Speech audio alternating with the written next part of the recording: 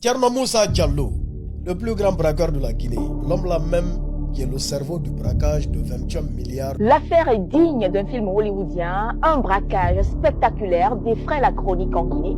C'est tout simplement extraordinaire.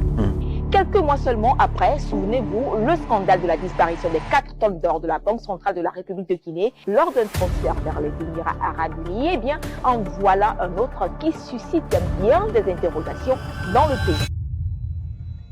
21 milliards envolés. Un homme abattu. Des policiers et un banquier parmi les suspects.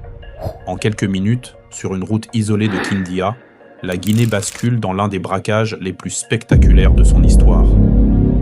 Un convoi privé criblé de balles, un orpailleur ruiné, un cerveau en fuite qui traverse les frontières, puis une arrestation filmée en plein cœur de Freetown.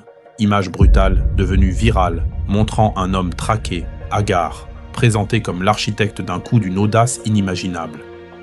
Mais derrière ce visage tuméfié, une question obsède le pays. Où sont les 21 milliards? Et surtout, qui tire vraiment les ficelles? Ce récit retrace, minute après minute, la cavale, les zones d'ombre, les complicités inattendues et l'enquête tentaculaire qui a secoué toute la nation. Si vous pensez connaître cette affaire, attendez de voir ce qui se cache derrière.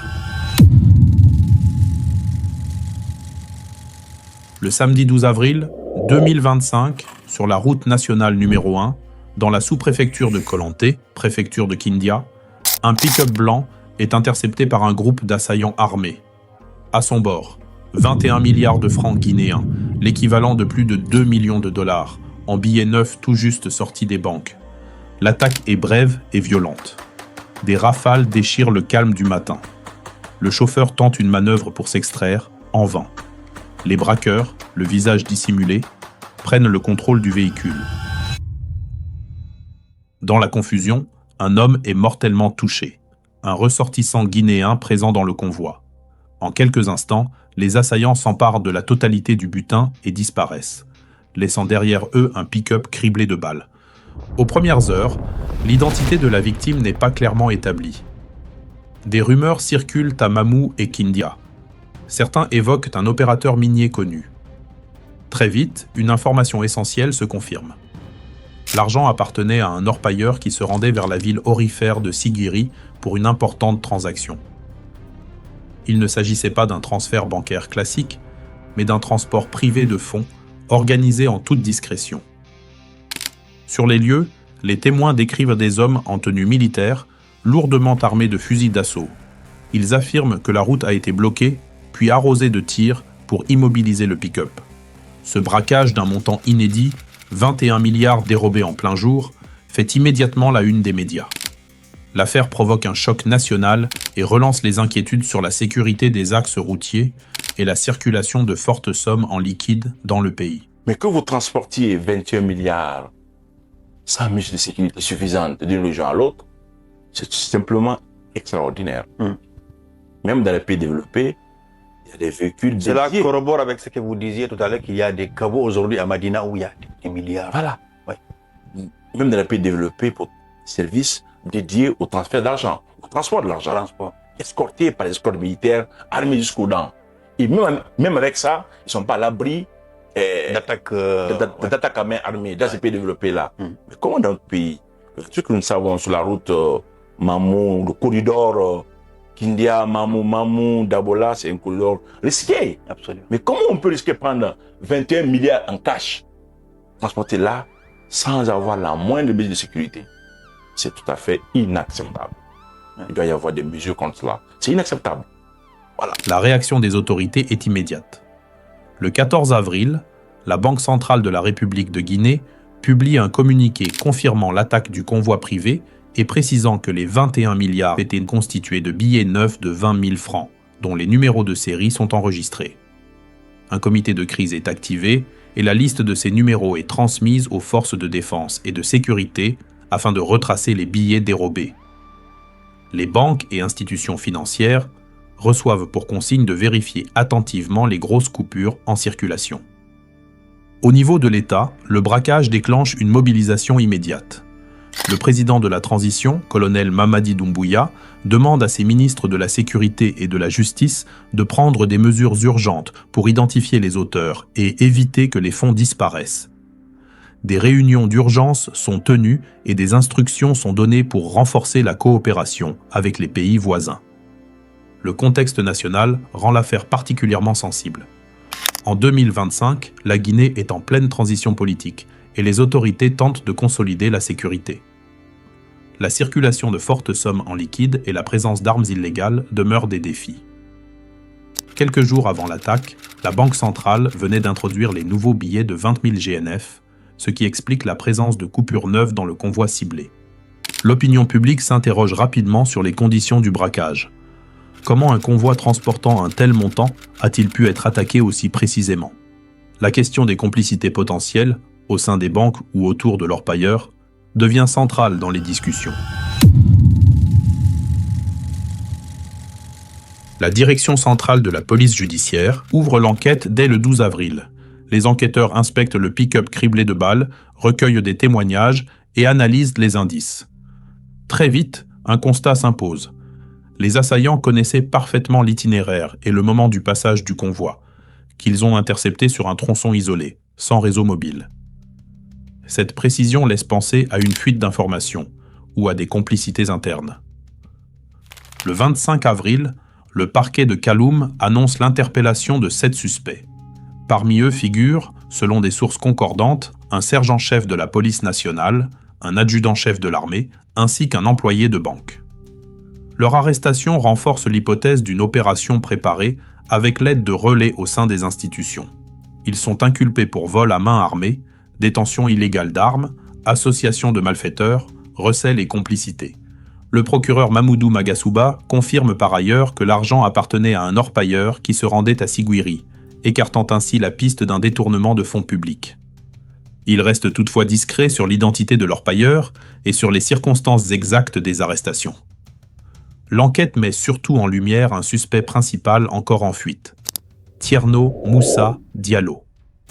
Des témoignages l'auraient situé près de Kolanté le jour des faits, et certains suspects arrêtés auraient mentionné son rôle de coordinateur. Malgré les recherches, il demeure introuvable. Âgé d'une trentaine d'années, Thierno Moussa Diallo n'est pas un inconnu pour les services de police. Installé à Conakry comme entrepreneur dans la location de véhicules, il était déjà cité dans plusieurs dossiers d'attaques armées non élucidés.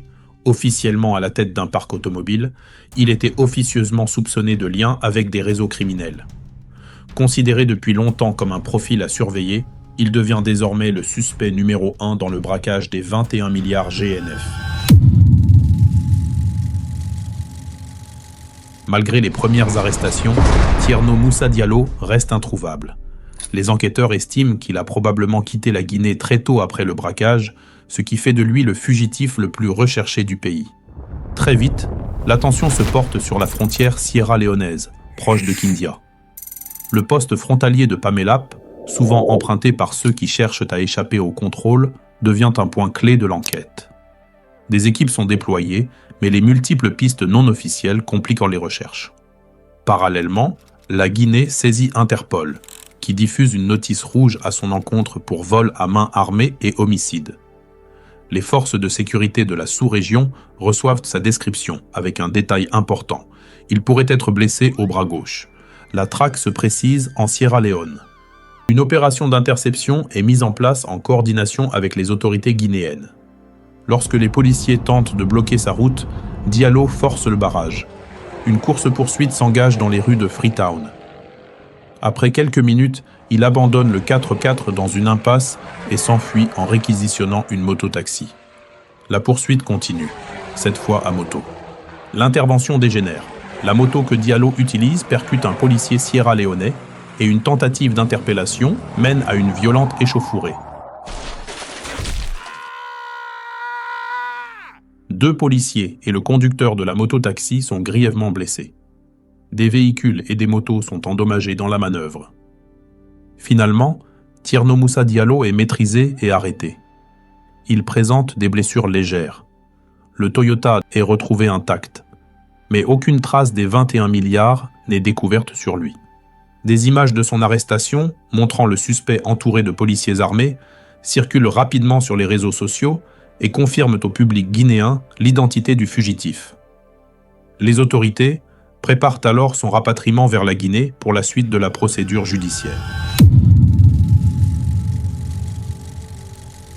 Le 28 avril 2025, Thierno Moussa Diallo est officiellement remis aux autorités guinéennes au poste frontière de Pamelap.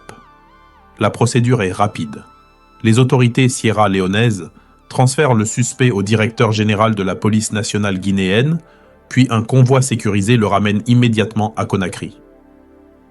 Une fois le suspect transféré, la police nationale confirme que son extradition permettra de poursuivre les investigations, notamment pour identifier de possibles complices et localiser les fonds volés. À ce stade, 7 suspects étaient déjà incarcérés et d'autres arrestations avaient suivi la capture de Diallo en Sierra Leone. Le 30 avril 2025, Thierno Moussa Diallo est présenté au tribunal de première instance de Kaloum sous forte escorte. Il apparaît aux côtés de 9 autres suspects, dont un employé de banque et une jeune femme, tous entendus par les magistrats instructeurs. Lors de l'audition, Diallo est interrogé en présence de ses avocats.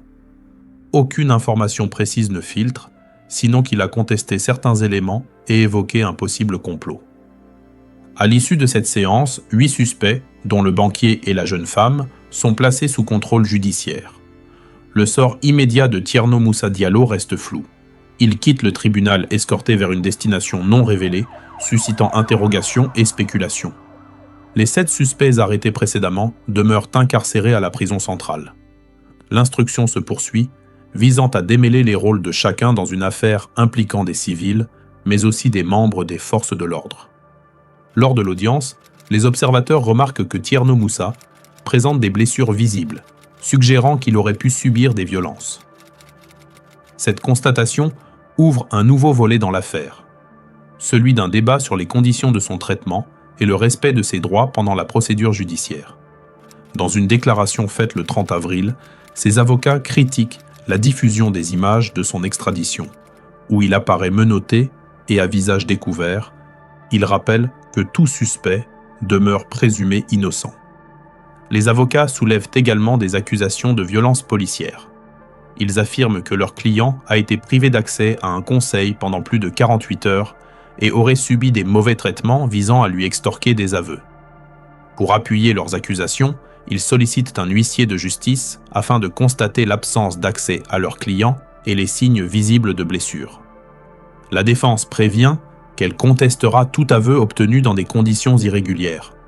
Ces accusations ouvrent un débat sur le respect des procédures judiciaires. Certains observateurs rappellent qu'un État de droit doit garantir les droits même d'un suspect lourdement accusé, tandis que les autorités nient officiellement toute violence. En parallèle, plusieurs questions demeurent, sans réponse, notamment celle des 21 milliards volés, dont aucune part n'a été retrouvée. L'absence de traces du butin alimente diverses hypothèses.